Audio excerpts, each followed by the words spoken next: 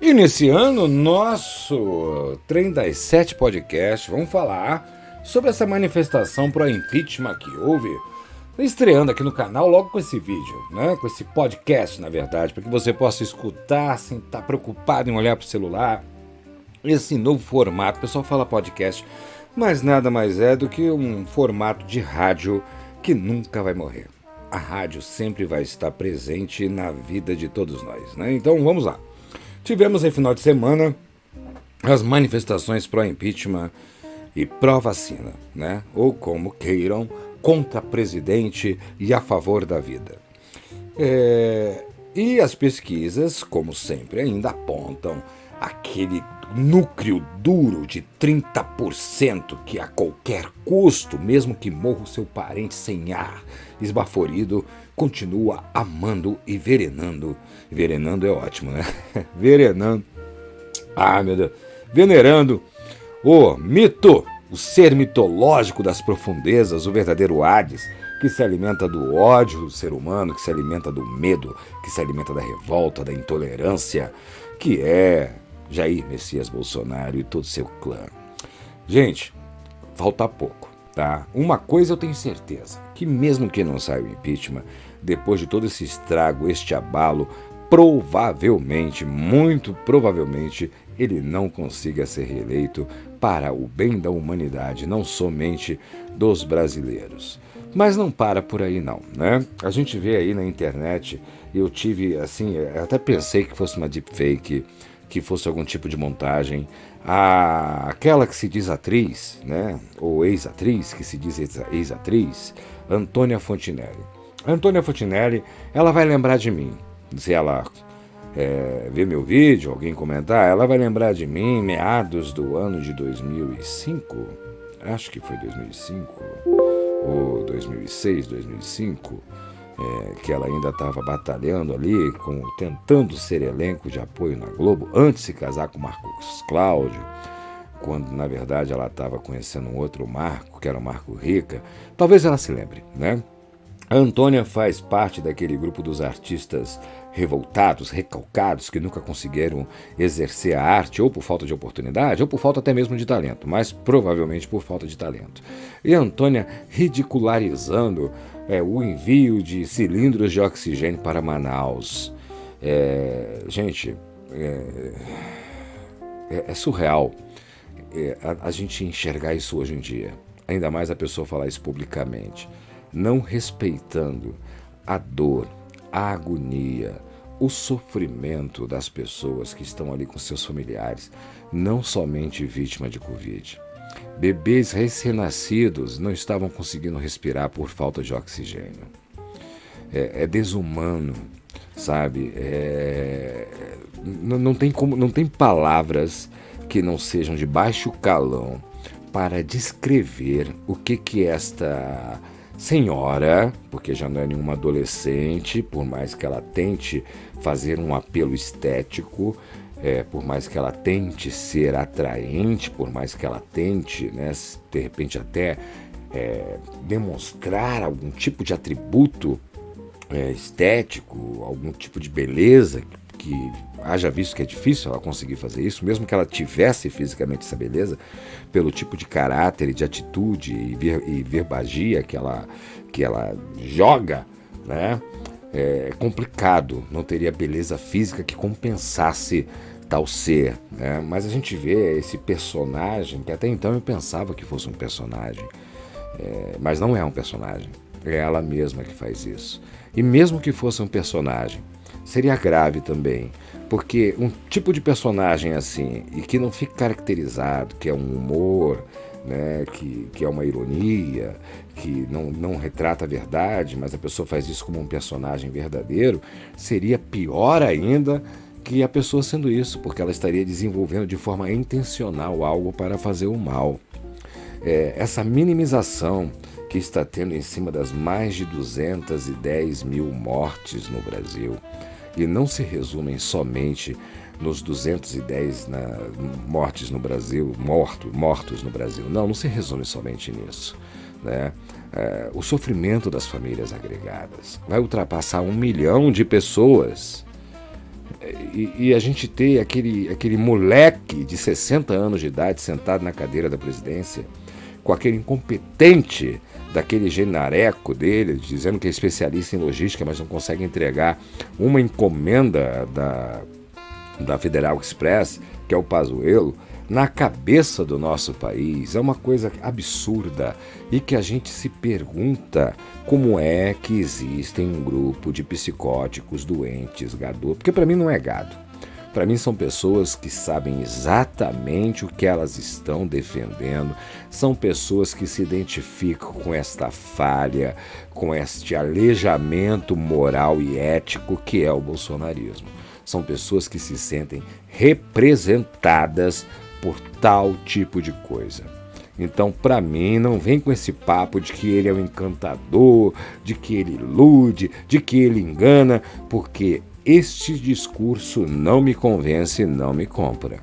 É igual aquele cara que defende com unhas e dentes roubo de gestões anteriores, que vem aquele papo, Lula é ladrão porque roubou o meu coração. Ó, pelo amor de Deus, ou seja, você está bem consciente do que você está falando, do que você está defendendo, do que você está advogando a favor, é inadmissível. Então, esta senhora aí, Antônia Fontinelli, entre outros, né, que ficam aí esbravejando o bolsonarismo e agora minimizando e ridicularizando a dor dos outros. Ela é tão boa atriz que nem o falecido Marcos Paulo, no filme que ele fez lá, Assalto ao Banco Central, Assalto ao Banco, enfim, né? Ele fez um filme, o único filme da vida dele, e que, diga-se de passagem, um filme caro que poderia ter sido melhor, mas é a grande prova de que recurso financeiro não faz um bom filme. Nem neste filme ela conseguiu ter um papel com mais de uma fala, né? Porque era meu marido e não quis me favorecer. Pelo amor de Deus, né? Conta outra. Então, tá explicado, todos os artistas, os quais, aqui eu vou assumir minha meia-culpa, em muitos momentos meus de frustração como artista, alguns anos atrás, que eu não entendia por que algumas coisas aconteciam, eu atribuía tudo a demonizar aos meus colegas de esquerda. E acabei levantando uma bandeira também da direita por puro recalque e ressentimento. Quando eu tive consciência, porque até então eu estava fazendo por instinto, quando eu parei para analisar que eu estava levantando essa bandeira por ressentimento, eu falei, não, tem que parar com isso agora, vou me reinventar, sabe? Vou admitir meu erro, porque eu não tenho compromisso com o erro, e vou de agora em diante correr para o acerto. Então nós temos aí Antônia Fontinelli, nós temos o próprio Lacombe, que saiu corrido da Globo News, e agora está aí na Rede TV e agora também no YouTube, ao lado de Paulo Cogos, fazendo Brasil Paralelo. Por aí você já analisa o naipe. Alexandre Garcia, outro que está sujando toda uma biografia. Aí você pega aí o nosso famoso Mário Gomes, que foi vítima de uma fake news, que foi chamado de cenourinha durante décadas e que, na verdade, a carreira dele não acabou por causa disso. Porque a fake news da cenourinha, tá? Para quem não sabe, dá uma gulgada aí que vocês vão entender por que o apelido do Mário Gomes era Cenourinha, que foi uma coisa colocada através do Daniel Filho e divulgada pelo Carlos Imperial, porque ele teve um caso na época com a esposa do Daniel Filho, que era a atriz Beth Farias, né? E por represária, o Daniel Filho jogou esta fake news, que ele teve um relacionamento afetivo com uma cenoura, e por isso teve que parar num hospital, e etc. Já estou falando demais, não vou contar a história para vocês dão uma bugada aí. O próprio Mário Gomes, que foi vítima desta coisa, da cenourinha, né? Ele agora tá aí, bolsominion revoltoso. Mas o Mário Gomes, gente, se a gente for analisar, inclusive no meu canal de filmes e séries, eu talvez faça um vídeo sobre isso, sobre um filme que ele trabalhou. Se a gente for analisar, ele fez sucesso em uma determinada época, década de 1970 e 1980, por uma questão de beleza física, porque talento ele nunca teve. Haja visto que atores melhoram com o passar dos anos. Quanto mais velho um ator, mais talento ele demonstra pelo exercício da profissão. E o Mário Gomes, até para falar como pessoa, ele tem dificuldade. É sempre o mesmo tipo, apelando para os olhos verdes, fazendo bico, esticando o pescoço e se sacudindo. Então, é compreensível que ele mande o áudio que ele mandou para o Carlos Vereza, que ao contrário dele é um excelente ator. Isso a gente tem que admitir, tá? Tanto que o Carlos Vereza ele não tem defendido o bolsonarismo como ele defendia no início. Mandar aquele áudio pro Carlos Vereza falando mal do Luciano Huck. Que eu acho engraçado. Eles não estão tendo o que falar do Dória agora em relação à Coronavac. Aí começaram o Gabinete do Ódio, que é bancado por a gente, nós que pagamos isso, tá? Vocês sabiam que essas calúnias, essas campanhas difamatórias que chegam em memes no teu celular, nestes grupos doentios bolsonaristas de WhatsApp, são pagas com o nosso dinheiro, num gabinete lá em Brasília? É exatamente o Gabinete do Ódio.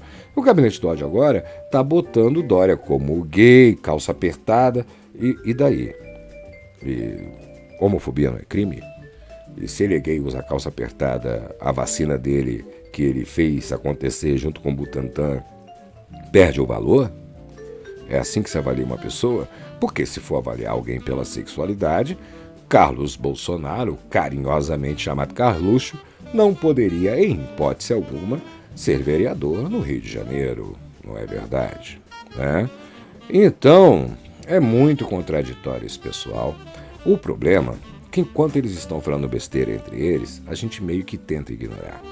Só que eles vão para as redes, propagam o ódio, não satisfeitos somente em propagarem o ódio, eles estão agora faltando respeito, rindo, tripudiando, escarnecendo da dor e do luto dos que ficaram, sentindo a falta dos que partiram. São mais de 210 mil mortos.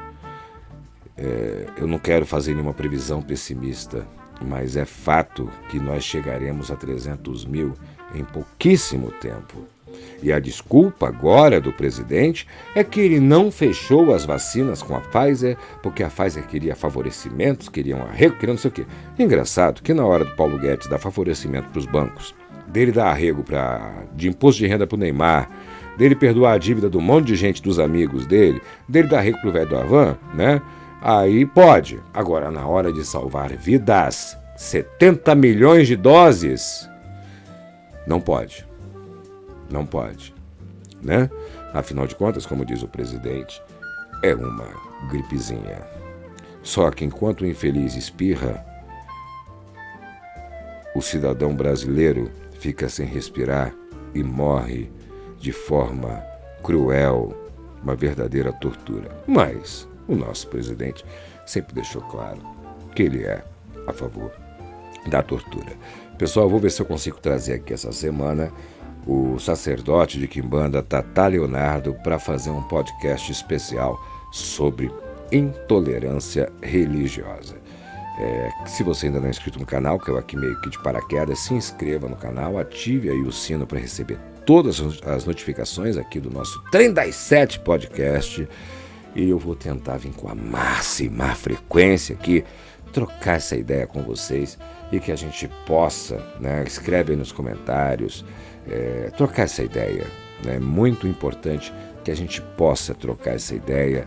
Indique o canal aí aos amigos, aos conhecidos.